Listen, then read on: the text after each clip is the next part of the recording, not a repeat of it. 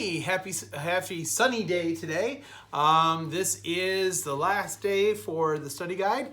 Remember, you guys need to do questions 31 through 35 and turn in by 6 o'clock tonight. You guys should be able to easily get this done. You actually had question 31 that I left you with actually yesterday. So it should be more like 32 to 35. So tonight I need questions 21 through 35, guys. All right, so I'm not going to mess around too much. We're going to just jump right into this. Letter B, Billy Sunday. Interesting gentleman, former baseball player, major alcoholic. He had drank himself into oblivion. If you guys have ever seen A League of Its Own and the Tom Hanks character, very much like Billy Sunday, just really a mess from alcohol, but a very talented player all the same. He becomes a fundamentalist pastor, and then he takes this huge crusade and pulls no punches when it comes to alcoholism. He just like fires into alcoholism in the biggest of ways. Now, the thing is this, Billy being a fundamentalist, there was, at this point in time, there's this idea about what a pastor's supposed to do. They're supposed to come in front of a podium, sit their sermon down, put their hands on the sermon, and then with the calmest of voices, and sometimes to raise it for emphasis, but generally speaking, calmly doing this. Billy, on the other hand, will actually get out and like do a jig and dance around a little bit and move around a little bit.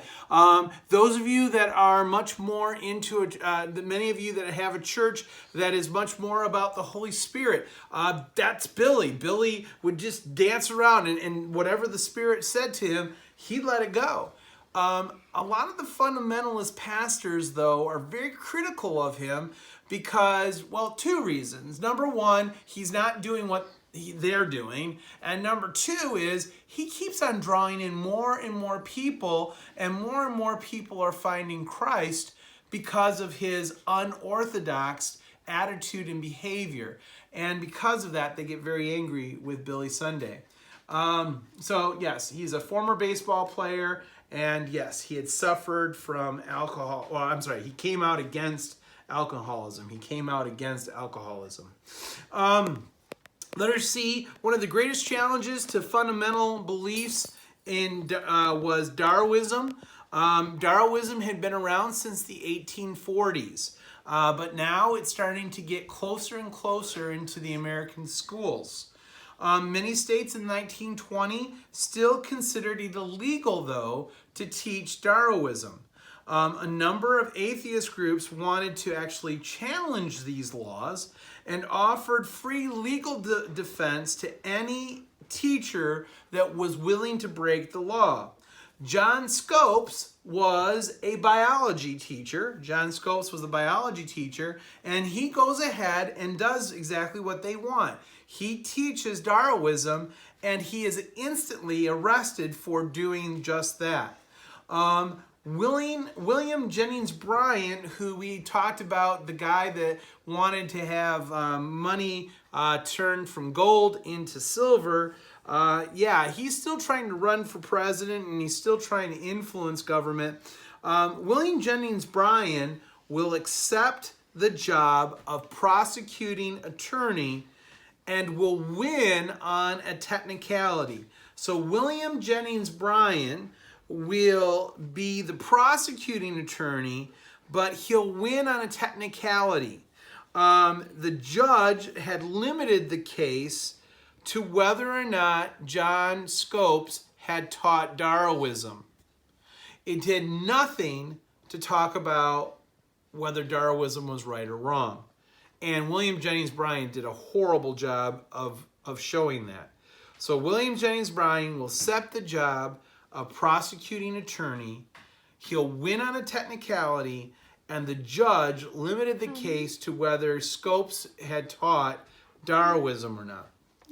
Clarence Darrow, the defense attorney, wanted to argue and prove that his client's freedom of speech was violated. Clarence Darrow, the defense attorney, wanted to argue and prove that his client's freedom of speech was violated. By the way, this is the first trial that's broadcast on radio. This is the first trial ever broadcast on radio. Racial discrimination. Last point for the notes. African Americans in the 1920s joined the Great Migration. They sought better economic opportunities and escape the violence of the South. Escape the violence of the South. I'm sorry, Great Migration. The Great Migration. And they're seeking to get away from the violence in the South. As the African American population continued to grow, tensions between them and the white race gets to be really bad. In Chicago, a black youth is with his buddies and they're swimming. Now, in Chicago, there were a number of beaches along Lake Michigan, and these beaches were segregated because, remember, Plessy versus Ferguson. These beaches were separated. So there was a black beach, and then just a little bit down the beach was the white beach. The three boys that were messing around on this raft were pushing, and they were not paying attention that they had drifted over to the white beach. So what happens is this young man will be hit by rocks and drowned. Who hits him with rocks and he drowns? He gets hit by rocks from a white man who's ticked off that these teenage black boys are floating over into their beach. And so he pelts them with rocks. He pelts them with rocks, and he ends up drowning. By the way, when he gets onto the beach, when his friends pull him onto the beach, this white guy and his friends start to try to beat the other boys. What happens is the police are called, but instead of arresting the guy that killed the kid, they started arresting black people who had come to the support of the black teen for causing a disturbance of the public peace. The screen door now is locked. You got to unlock it. It's at the bottom of the handle. Yeah, I know. I have to do this. This is a distraction. I know. I'm sorry. Sorry, whoever's listening to this right now. So what happens is it starts a race war that results in over 500 people being killed or wounded. There's a new Klan now that arises. The new Klan lengthens its hate list now to include not just black people, but Catholics, Jews, immigrants, and communists. Many turn to the Klan because of their fear of black competition because jobs are in limited supply. For the first time ever, the Klan includes women and kids. A number of them continue to add to other numbers, and the Klan becomes its largest that it will ever be in the United States history of 4 million members. A march will take place in Washington, D.C. A march will take place in Washington, D.C. Most of the Klan will be found in the North, not in the South. Over time, states and local laws will slow the number of lynchings. Over time, state and local laws will start slowing the number of lynchings.